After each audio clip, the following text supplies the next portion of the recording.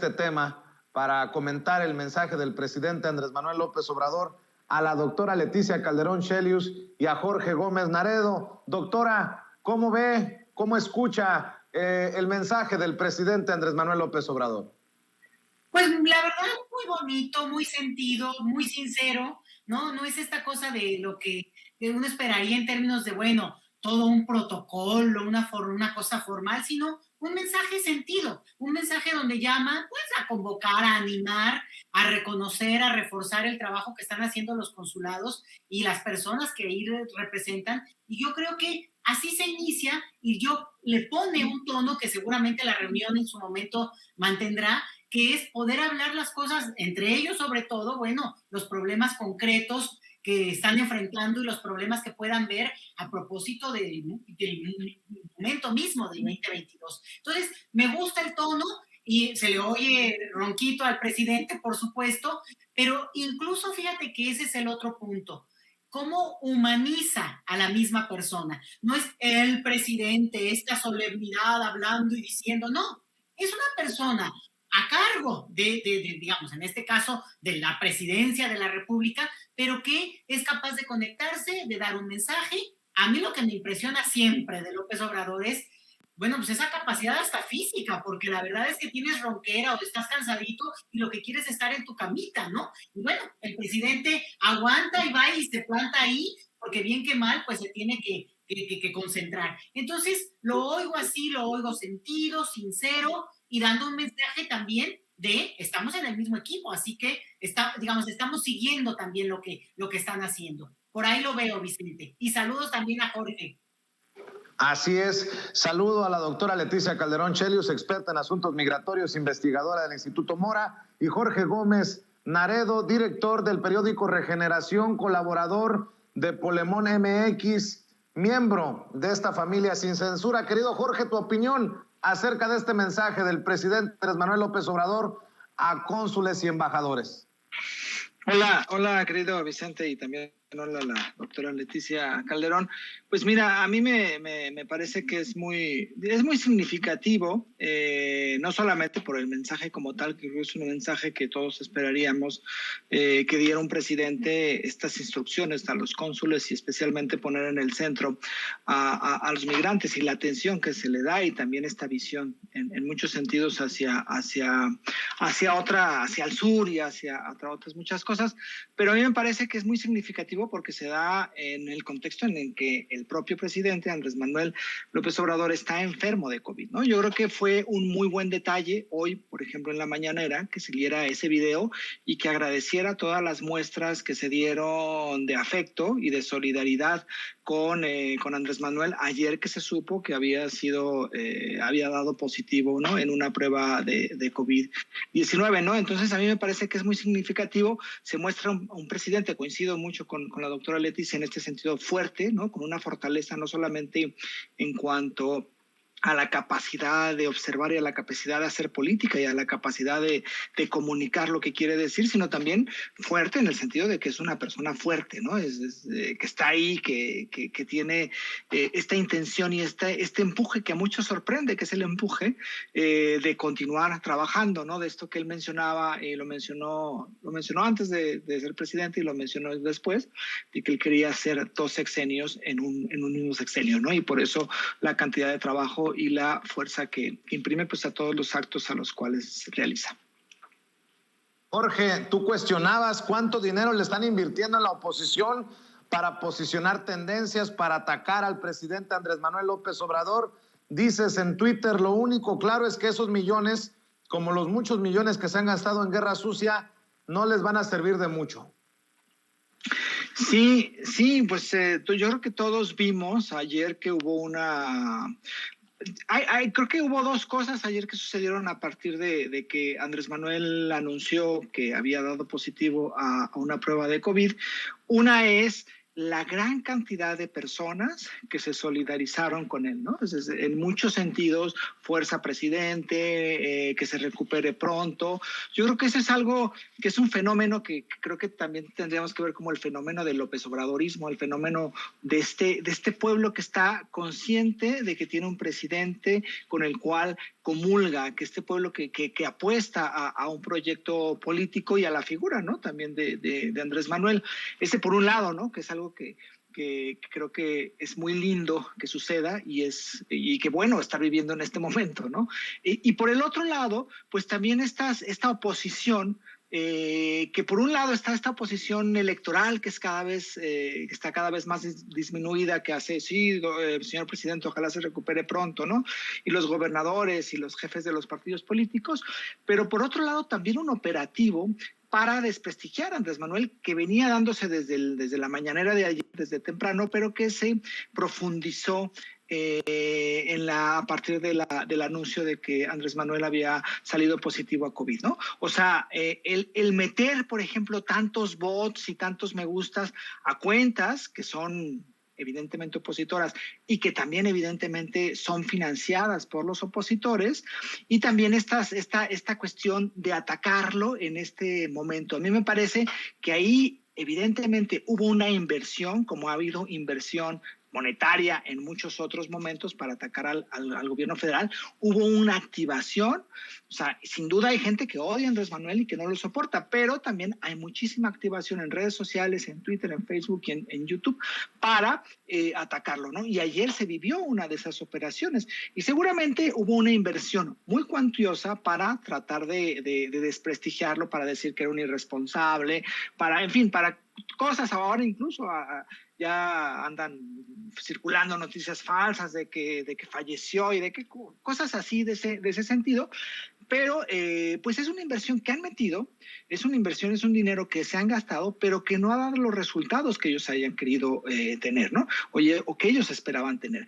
Durante más de 1 año, 2 años de pandemia, han estado constantemente atacando y financiando esos ataques por redes sociales, y pues la popularidad del presidente, la popularidad de Andrés Manuel, en lugar de disminuir, en lugar de hacerla añicos, pues ha subido y hoy tiene una popularidad muy amplia y es reconocido incluso internacionalmente como ser uno de los presidentes con más aprobación y con más respaldo de su gente. Eso sí, vi analistas señalando tu cuenta en Twitter, señalando a Sin Línea MX de ser los promotores de este hashtag Fuerza Presidente, y te señalaban de ser uno de estos tejedores de narrativas a los que les paga el gobierno del presidente Andrés Manuel López Obrador. Lo percibí en redes, ¿eh? Sí, no, bueno, pues es absurdo que a nosotros ahora nos quieran decir que nos paga el gobierno para posicionar, cuando en realidad pues durante muchísimos años hemos estado, digamos, luchando y tratando de evidenciar y poniendo lo que pensamos, ¿no? Entonces a mí me parece que absurdo. Pero ese es el discurso, ¿no? Cuando uno menciona, oigan, les pagan a estos señores, pues automáticamente viene el discurso. No, en realidad a ti es el que te pagan, y todas estos absurdos que cotidianamente pues se reciben y que en realidad pues tampoco es que tengan... o sea, a mí es que tampoco me importe mucho lo que digan los bots y los troles de todo lo que se realiza. La doctora Leticia Calderón Chelius, me imagino que tú también tienes mucho que aportar sobre este bombardeo que a veces raya en lo... No es que no sé cómo llamarlo, en lo asqueroso, ¿no? Contra el presidente Andrés Manuel López Obrador, y algunos haciendo hasta chistes. Por ejemplo, Van Pipe, cuando se pone el presidente el termómetro, le hace un efecto y le pone bang. Pues no me parece muy chistoso que refiera a una pistola real cuando es el termómetro con el que se está tomando la temperatura el presidente Andrés Manuel López Obrador en cámara, como lo vimos todos hoy en la mañanera. No, fíjate que al contrario, Vicente, a mí me da un poco de lástima, porque lo que te demuestra aquí es la desesperación en términos de comunicación, porque evidentemente esta forma ya tan grotesca de burlarse en un escenario en el que cualquiera, absolutamente cualquiera, estamos en un riesgo o de contagiarte o de volverte a contagiar o de que incluso haya alguna consecuencia, independientemente de que si tienes o no vacunas, porque no sabemos cómo puede afectarte, y ese es, digamos, el temor que tenemos frente al tema del COVID. Y yo creo que ese es el punto, que la desesperación en términos de no poder mantener una narrativa, en poder, por ejemplo, cristalizar todo el odio, todo lo que están en contra de lo que puede hacer del gobierno en una persona y en una situación humana, los hace decir cosas que sí rayan en lo grotesco, el no chiste. Cuando tú ves ahí dices, bueno, ¿dónde estuvo el chiste, no? A ver, como para por lo menos, a veces hay ingenio y todo esto. Entonces, sí me parece, y yo en eso coincido mucho con Jorge, fíjate que hay una parte donde esta construcción de, ya como proyecto, ¿no? Proyecto comercial, de echar a andar inmediatamente una maquinaria y de inmediatamente voces que casi se replican. O sea, no ves ingenio, no ves de repente el comentario de alguien que pues, echó un tuit aquí que dice, bueno, está bien escrito o tiene un elemento diferente o opina algo que tal vez te hace pensar. No, simple y sencillamente es una repetición de lo que va diciendo el gran gurú, el que sea, o la gran gurú, ¿no? Y todos ahí en el replique, porque no ves esa posibilidad, esa capacidad de conectarse con una situación que de crisis mundial, con una situación en la cual, pues, humanamente estamos en esa vulnerabilidad absoluta. Entonces, sí creo yo que es muy buen ejemplo. Y para los libros digamos, de ciencia política, de sociología, los comunicólogos, esto va a constituir un apartado en especial, ¿no? Lo que ha sido los medios de comunicación, las redes sociales, frente a una cuestión, pues, que nos tiene a todos atrapados. Entonces, sí creo que es un capítulo por sí mismo, un odio que al final de cuentas se neutraliza solo. ¿Por qué? Pues porque lo hemos visto. No sales hasta que no salimos todos, y al final de cuentas es algo en el que en lugar de tomarnos todos de las manos y poder decir, vamos caminando y vamos apoyando lo que sale bien y lo que no, juntos ir diciendo también, por aquí no. Bueno, evidentemente digamos, llega a este punto en el que se dicen tonterías, y yo por eso lo veo grotesco, burdo, pero muy desesperado, Vicente. Y la verdad, pues me da gusto, porque eso muestra que tenemos más ingenio, tenemos más capacidad, no solo de réplica, de construir argumentos, de echarte alguna cosa hasta ingeniosa, pues todos estos, muchos jóvenes, y yo los celebro muchísimo, que bueno, si de veras les pagaran, pues ya estarían millonarios, ¿no? Pero francamente, ese es ya cuando el extremo de la desesperación los colma, pues acaban diciendo pues, que alguien le paga a otro, cuando los que sí sabemos que reciben un dinero porque son empleados para esto, pues son otros que se ubican muy bien con nombre y apellido, Vicente. Así es. Pues parece que en otras noticias y en otros personajes, parece que le salió el tiro por la culata a Ricardo Monreal. Confía en el periódico Reforma, da una entrevista, genera nota, el presidente le pone una tunda, y el mismo periódico Reforma es el que publica esta nota sobre una presunta mafia monrealista en Zacatecas. La hija de Monreal obtiene contratos por 35 millones de pesos de la tía. Pues espero que Monreal, con la misma buena gana con la que ofrece esa entrevista sobre los radicales al periódico Reforma, pues aclare de qué se tratan estos contratos de la tía a la hija. Y bueno, pues nada más falta que Monreal la juegue a la Calderón y diga que él no sabía nada, mi querido Jorge Gómez Naredo. Sí, fíjate que es muy interesante lo que planteas, porque Monreal desde hace tenía ya tiempo tratando como bueno, especialmente a partir de lo que sucedió en Veracruz, ¿no? Cuando cuando se gira la orden de aprehensión contra una de sus personas más cercanas, ¿no? Un miembro de Movimiento Ciudadano, pero sacó, ¿no?, una embestida en contra de Morena, en contra de un grupo político dentro de Morena y también en contra incluso del propio presidente. Y entonces salía, por ejemplo, Ricardo Monreal escribiendo en un periódico, yo noté 3, ¿no? El Universal, Milenio, no sé si también en el Financiero, en donde él escribía sus artículos defendiendo sus postulados, en fin, ¿no? Y después esta cuestión de la creación de una comisión para ver si quitaban los poderes en Veracruz y tal cosa. Era muy obvio que estaba en una embestida contra muchísimas de las cosas y muchísimos de quienes coincidían o de quienes apoyaban no solamente a la Cuarta Transformación, sino también a gobiernos locales, como en el caso de Veracruz, de Cuitláhuac. Pero después viene como ya lo más grotesco, que fue esta primera plana. Primero una entrevista que también dio en Proceso, pero lo más grotesco fue esta primera plana en Reforma el domingo pasado, si mal no recuerdo, donde, bueno, aparece, creo que sí aparece la foto, y después 2 páginas completas en Reforma.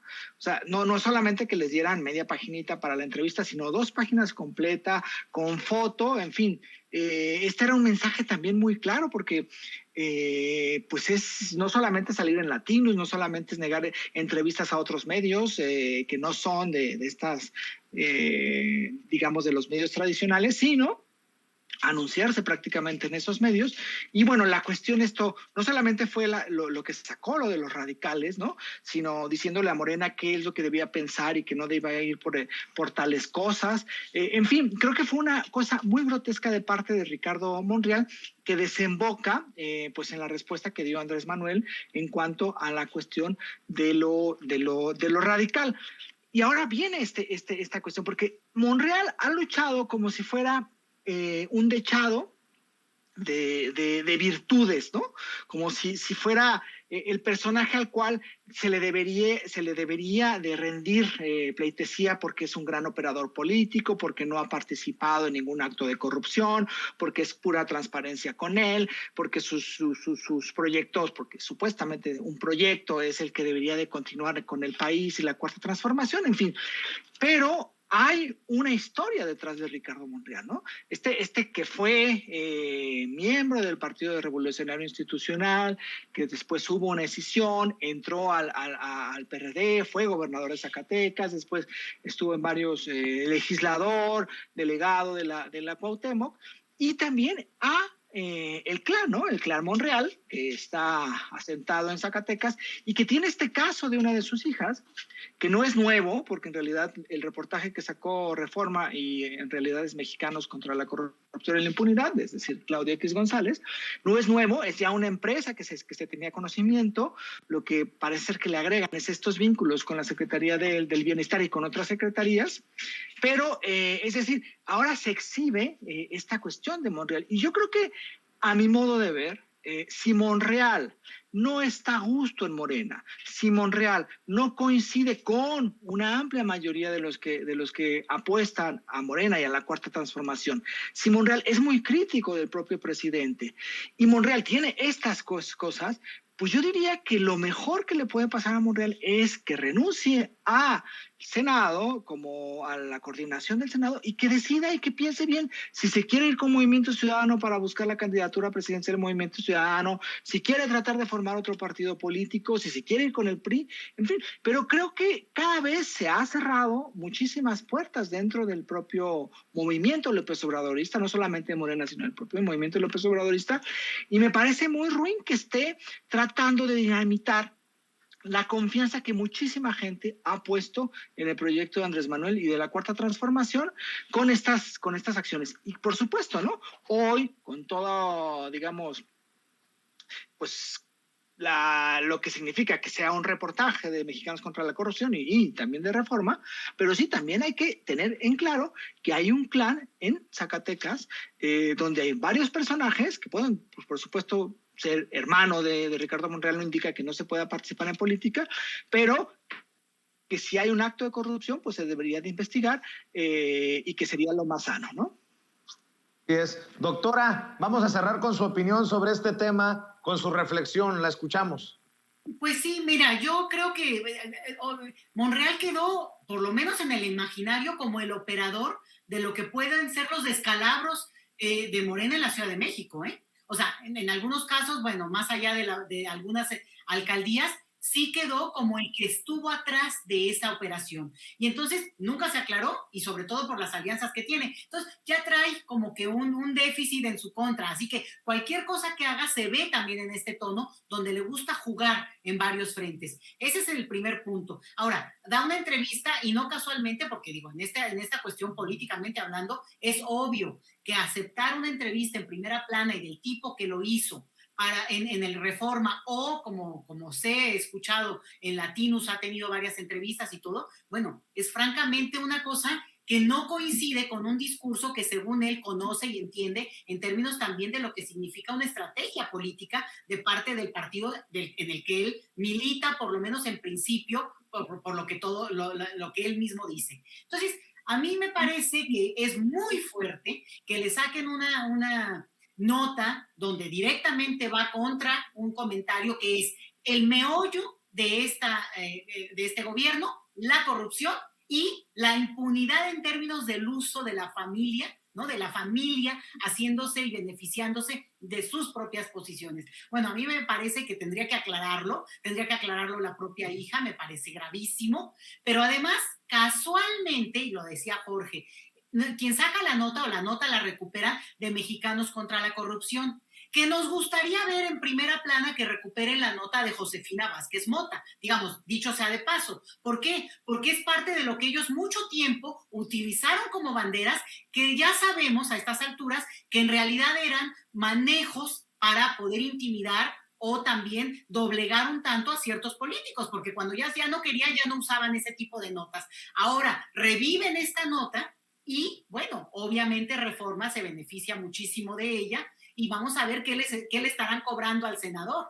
Sí creo que es un momento clave en la vida política de él, pero también en la vida, digamos, política, si quieren, del partido, porque lo dijo sin ningún desvío el presidente López Obrador antier. Bueno, están diciendo que son los radicales los que podrían, digamos, darle un cauce al partido y llevarlo por un rumbo que Monreal no ve que sea el correcto. Dice el presidente, soy yo, el jefe de los radicales. A ver, ¿cuál es la bronca, no? Entonces, bueno, a mí me parece soberbio la manera como se ubicó, la distinción y la distancia de poder decir, aquí ya no va. ¿Qué va a hacer Monreal? Pues va a ser muy interesante, porque sin ser un político que me simpatice en lo más mínimo de toda la vida, pero sí creo que, bueno, pues tiene una capacidad de movilizarse y de moverse con tantos actores, que va a ser interesante lo que escuchemos en estos próximos días. Y bueno, por ahí el comentario, Vicente. Muy bien, pues le agradezco, doctora, como siempre, la generosidad, la participación aquí en Sin Censura. ¿Por qué no cerramos invitando a la gente para que la siga en redes sociales? Claro que sí, Vicente. Pues bueno, ahí en @LetiChelius, en mi cuenta de Twitter. Y bueno, escribo una columna, sale los viernes en Sin Embargo MX, y también pues muy, muy agradecida de que me lean. Siempre es cortita, al punto, directito, así que pueden seguirme también por esa vía. Muy bien. Y a ti, mi querido Jorge Gómez Naredo, ¿cómo te apoyamos?